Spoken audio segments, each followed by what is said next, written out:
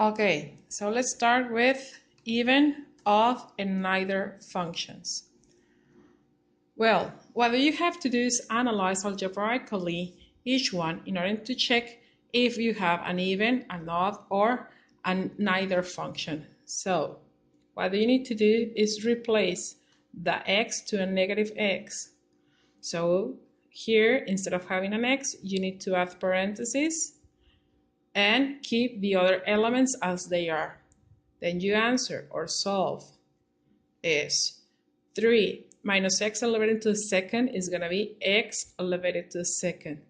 If your negative x equals your positive x, they are the same, then you have an even function.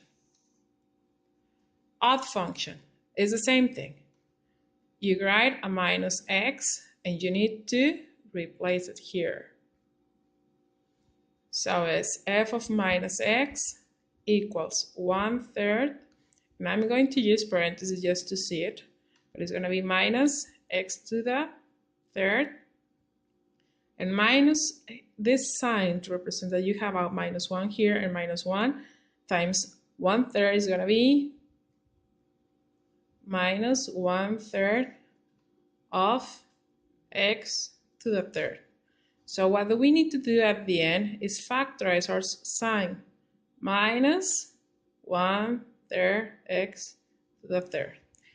When you factorize the sign and you have the same function as the beginning, then you have an odd function. Last one, neither. Again, you change it to a negative x. It's going to be minus x elevated to the third minus 2.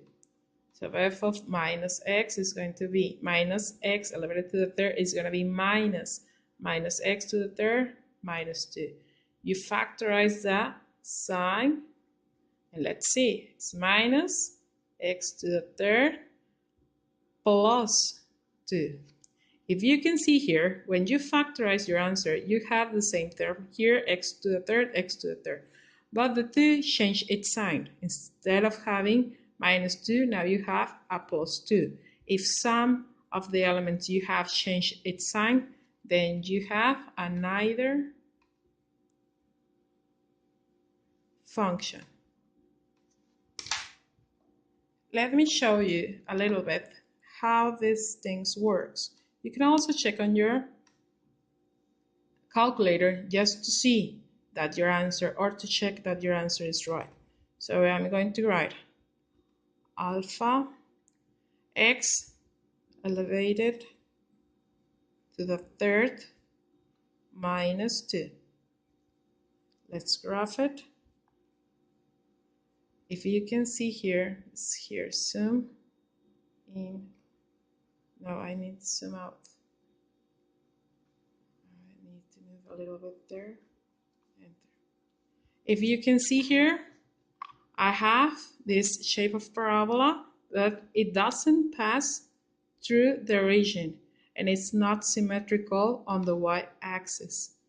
That's the way to check with your calculator. Thank you.